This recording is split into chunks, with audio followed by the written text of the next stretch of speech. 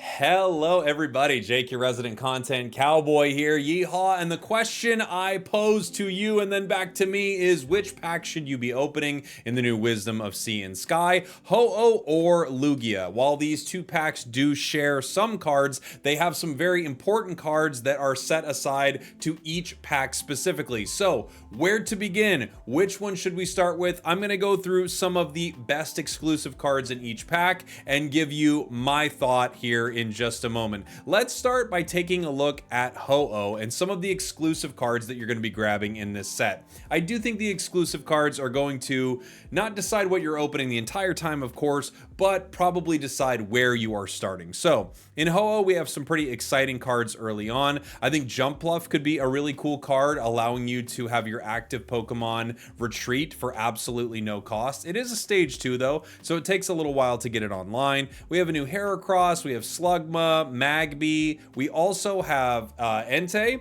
which I think is a interesting Pokemon. It requires a lot of energy. All of the elemental beasts, aka elemental dogs for all you true believers out there, require more energy than you would expect, probably because they pair with Ho-Oh. Obviously, if you're looking to make a Ho-Oh or Lugia deck, the answer is already in front of you. You know which pack you need to be opening. Ho-Oh, a very powerful card. For 3 energy, you generate 3 energy and do 80 damage to your opponents. You take a fire, water, and lightning energy and attach it to your bench in any order you would like. Of course, it is a tricky card to get online, right? 3 colorless energy means you need to power it for multiple turns to get this thing going. We also have in this set the Feraligatr line, which seems pretty underwhelming, I have to say. We have Swanna, Ducklet, we have Raikou, we have Smoochum, Togepi, and Togekiss, which I do think could be a really cool card. Its ability, Celestial Blessing, allows you to essentially negate an entire attack on a 50-50, right? If any damage is done to you by an attack, flip a coin. If heads, prevent that damage. Really strong. And depending on how well you're flipping, could be pretty amazing. It's interesting because the unknowns are actually split here, right? So you could see one here with guard. If we move over to only the Lugia set, we could see the other unknown right here with power. So you're gonna need to open both sets if you're looking to grab that. Back to Ho-Oh here. Let's take a look at some of our exclusives. We have Onyx, we have Donphan EX, which is actually maybe one of the more reasonable EXs in the set. The set has some kind of underwhelming EXs, but Donphan seems okay. The low energy cost makes it appealing to slot into a few decks, right? We have Crobat EX, which looks to be, in my eyes, one of the best EXs in the set. A single energy to do 70 damage plus poison. I do think Crobat could find some really cool homes in the set. We also have Umbreon EX, a card that feels pretty dang strong. 80 damage for 2 energy, plus it has the ability Dark Chase, which is essentially Cyrus, right? When this is in the active spot, you can Cyrus your opponent for free, so you don't need to fill your deck with Cyrus if you are running this and you plan on fighting with it in the active spot. We also have the new Tyranitar in this set, which seems like it could be good. The ability Energy Plunder allows you to move a ton of stored dark energy onto this Pokemon. So if you have a low energy cost deck, you know, things possibly with Crobat, you're powering up Darkrai, like there are multiple ways to actually get Tyranitar online and start swinging for 130 damage plus 160 HP is nothing to sneeze at. And as I always say, stop trying to sneeze at all these cards. As we take a look at Skarmory EX, this card is okay. I'm a big Skarmory fan, so I definitely want to make a deck with this. 2 energy to do 70 damage is all right, and you take minus 20 from attacks. There are some cool metal cards coming up here that we'll talk about. Steelix also in this pack, as well as Klinklang. We could take a look here. This pack has some of the most exciting tools and supporters in the set. It has Steel Apron, which is a great card for your metal decks. A metal Pokemon this is attached to, Solgaleo, sorry. I keep doing that. It takes minus 10 damage from attacks and recovers from all special conditions and can't be affected by special conditions. Amazing. Obviously a great tool for cards like Skarmory as well. Dark Pendant which is such an annoying card for dark decks. I cannot wait to play this. If your opponent attacks the card in the active spot with this on it, if it's a dark Pokemon with that on it, they reveal a random card in their hand and throw it into their deck. So annoying. Silver is also in this set. They reveal their hand. You choose a supporter, throw it back into their deck. A really cool card. Jasmine also specifically set up to help your metal cards, Steelix and Skarmory. They take minus 50 from attack. So, you know, you pair this with Skarmory's natural minus 20 right here. They're taking minus 70 from what your opponents are throwing at them. Could be pretty cool. This set also has Hiker, which works well with all of your fighting decks. For each fighting Pokemon you have in play, look at that many cards and put them back in any order. I think Ho-Oh feels like a really good option. Again, it's going to depend on which one of the exclusive cards you're most interested in, but the EXs actually seem pretty solid in Ho-Oh, right? We've got Ho-Oh, Donphan, Crobat, Umbreon, Skarmory. These are all decent in different ways. Let's take a look at Lugia and kind of see what the other side has to offer. So if you're looking at some of the exclusives, the first one we have is Shuckle. Shuckle EX it doesn't look great. It's 120 HP, 150 with Leaf Cape, right? But now you're committing more to this. A single grass energy allows you to flip 3 coins and do 20 for each heads.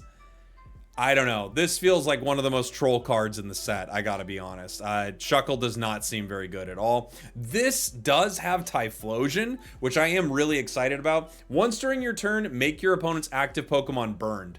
That's sick. Just having this on the bench, it's kind of like having a Crobat or having a Greninja, right? Just able to burn the active Pokemon. It's pretty cool. I actually am kind of excited to build a deck around Typhlosion. This also has the Politoed combination, which when you have this Pokemon, Politoed, on the bench, attacks used by Pokemon that evolve from Poliwhirl do an additional 40 damage. This obviously has future implications, right? If we see EX Pokemon that come from Poliwhirl. We have Kingdra in this set, a new water EX with a decent amount of HP, 170 HP, pretty solid here. 90 damage for only 2 energy, and your opposing Pokemon cannot retreat after you hit them. Interesting, although there are ways around this card, right? This set also has the Gyarados that is able to discard benched water Pokemon to do extra damage. Could be pretty interesting to play around with this as well. This has Octillery, this has Suicune, so if you're looking for Suicune, this is the only place that you're going to be grabbing it. This also has Lantern EX. This one might be one of the maybe kind of like unsung cool EXs in the set. It does cost a lot of energy, but Lightning has a lot of ways to generate and move around energy in this set. 80 damage. Heads, on a flip, they're paralyzed. Tails, they are confused, which isn't really that relevant, but paralyzed can be pretty dang good. Also, 150 HP ain't bad either. This set also has Pichu, right? We have some of the babies here. Pichu, Elekid, we have Cleffa in this set. This set has the Espeon EX, which I do think is a little underwhelming. If it's in the active spot, you can heal one of your Pokemon for 30 damage. I don't know that this will be that good of a card, but we do have this EX. We have Scizor in this side as well, which could be kind of cool. And of course, Lugia EX. Now, to really make Lugia work, it feels like you do need a Lugia Ho-Oh deck. So you're going to be opening a bit of both to make a cool deck with this. This is a little tricky to get online otherwise. Not impossible, but pretty dang hard, I would say. This set also has Elemental Switch, which is a crazy good card. This is for fire, water, or lightning. This is like having a Dawn without having to play a supporter, which is really strong, right? If you use Professor's Research, pull this into your hand, you can use it as if it's a Dawn by moving a fire, water, or lightning energy from a benched to an active Pokemon. This feels really good. Squirt Bottle, I mean, if Stoke Char is really popular in the meta, this is a funny card. Will...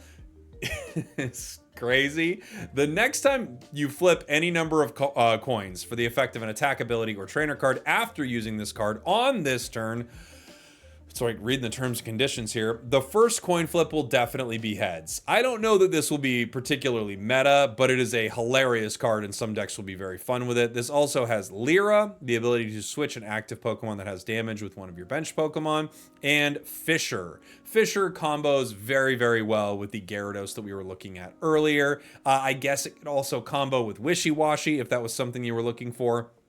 But it looks like it's specifically set up to combo with the Gyarados, right?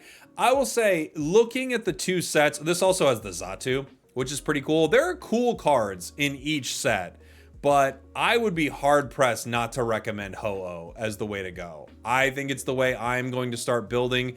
The EXs in this set just feel a little bit better. If you look at Lugia's EXs, they're not stellar, right? We've got Shuckle, not amazing. We have Kingdra, okay. We have Lantern, a really high energy cost. We have Espeon, which I don't think is great. And then we have Lugia that feels like it has to pair with Ho-Oh. This is one of those weird times where I honestly can't think of a ton of good reasons I would recommend someone opening Lugia first. I really think Ho-Oh makes the most sense here, even though I love Lugia. I like Lugia personally a lot more than Ho-Oh. I want them both, obviously, but I think I will be opening packs of Ho-Oh Wisdom of Sea and Sky before I do Lugia. I would love to hear from you in the comments. Obviously, there are cards that both of these packs share, right? So there are things that you're going to get either way. But for me, it really feels like Ho-Oh is the way to go. Of course, both packs have the Rescue Scarf, which is pretty cool.